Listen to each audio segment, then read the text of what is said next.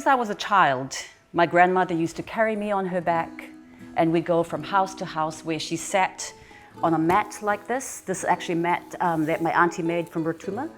And our ladies would sit in a row, and everybody would weave a part of the mat as they sat and told stories. And as a child, I was privileged to be able to be with my grandmother and actually hear the stories, and I learned a lot about my culture and my traditions and the rules around making things.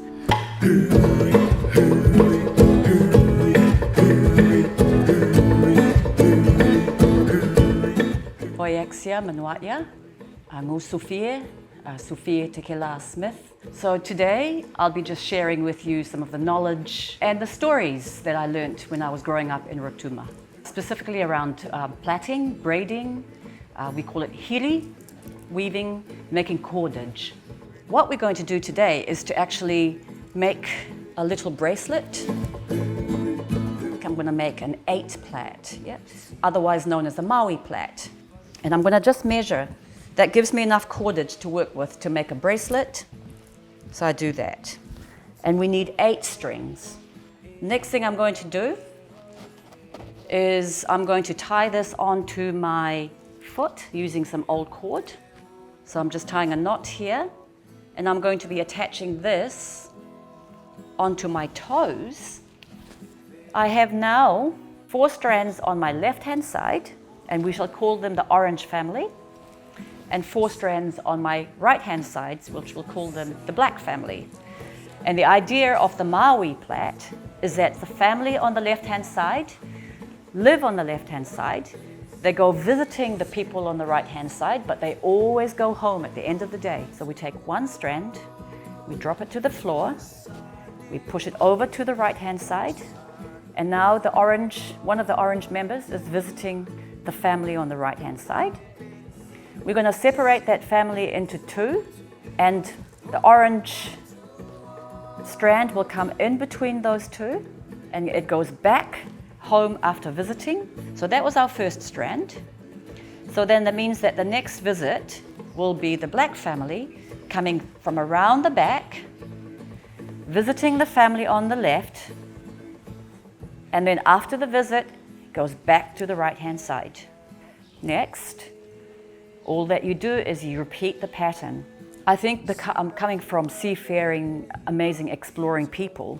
We basically had to be able to have the skills to live, and that's by being able to recognize a tree, how to harvest from that tree without killing the tree so that we could reuse the material from that tree. We had to learn all those skills so that if we were building a home, we had to be able to bind it together with basically coconut sinnet, which is very, very tough fiber. You had to learn to plait your hair so that it can be out of the way when you're going off to war as a gentleman. So basically weaving was both men and women. It was very important if you went up into the bush and you harvested your pineapples or your watermelons or your taro, then you needed to be able to cut down a coconut leaf, be able to make a basket from it, and in order to do the basket, you had to finish it off with a plait at the end. Otherwise, your taro will just fall through the basket. So that's why it's very important. It's a skill that's used in everyday life. So as you can see, I've plaited about a finger length of plaiting right there, and the reason I do that is because I need that much for a buttonhole. So the first thing I'm going to do is with my strand from the orange family, the first one, I'm going to add a pure or a kauri shell to it, and that's just by taking this and threading. This is an actual necklace that was a broken necklace, so I'm just recycling a necklace, but I would have easily made holes with this. So first shell has gone on, and then my second shell is coming from the right-hand side. So I take one of these and I thread it through from the back to the front, and then that goes all the way to meet its friend from the orange family. And that strand that I've just threaded the string through, it goes for a visit to show off to the left-hand side, in the middle, and it comes back home. And then there's my first 2 cowrie shells. Yeah. And now I'm going to add another 2 to make that little beautiful petal. This one goes from the front of the turtle to the back of the turtle. That balances out that beautiful little puti, or hosa flower, as we say. And that strand that I've just threaded the shell through, the black strand, goes over to the left-hand side, in through the back door, and through the middle of the 4 strands on the left-hand side and goes back to the right-hand side. And there you have your first flower. So you just continue that, because when I attach my next cowrie shell to this bracelet cordage, I don't want it to be squished up. I want the flower to actually shine on its own. So I think that's enough space in between. And so I'm going to attach the next shell.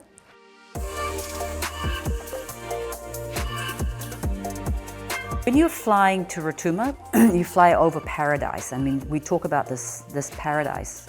It's of course volcanic, with a beautiful ring reef around the island. You can just sit there and watch the sharks swimming past. You can go out into the ocean, walk on the reef and actually get your kai, your dinner, te la'a. It's an incredible place. As soon as you arrive, you have to sit down and be welcomed with a mamasa. Mamasa means basically to dry up your feet. Or it's a cleansing ceremony to cleanse you of all your travel wearies and keep you safe while you're on the island. Mamasa. As I'm adding the pure onto the plaits, I'm measuring it around my wrist because I want it to be able to fit. Yeah? Not just a child's hand, but an adult hand. And now we're going to do the button. I'm going to use the same shell for a button, and I'm going to wrap that around my finger like that, roughly measure that, and then comes the very exciting part, which is the binding, little lasso. So I'll just use a black string. So I just tie a knot on the end of that one, and that's so that when I say pull, I know which strand to pull. I'm going to do the same loop again over that. So all that I'm doing with this binding loop is wrapping it around. And I'm wrapping it around, another roll, and then with that strand, I'm going to thread that through that single loop. So I'm going to start pulling that knot. I'm going to tie that off real tight by pulling it apart. And there you have a buttonhole. So I'm just using that bit of string that was attached to my toes. I'm going to cut that off, and I'm just going to thread that through to make my button. Just from the back of the shell first, and then from the front of the shell to the back. And now I'm going to use the same technique again. Tie a knot at one end, and then lasso all of that together.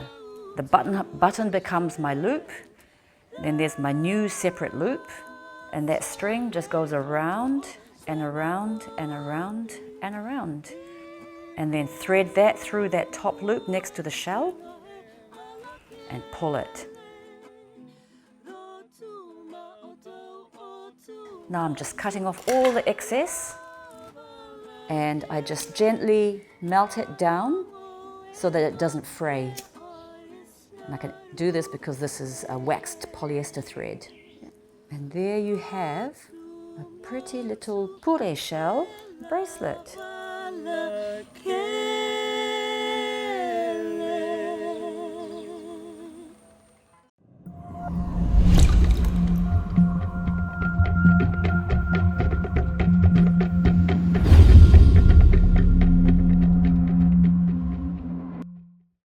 Supporting local content so you can see more of New Zealand on air.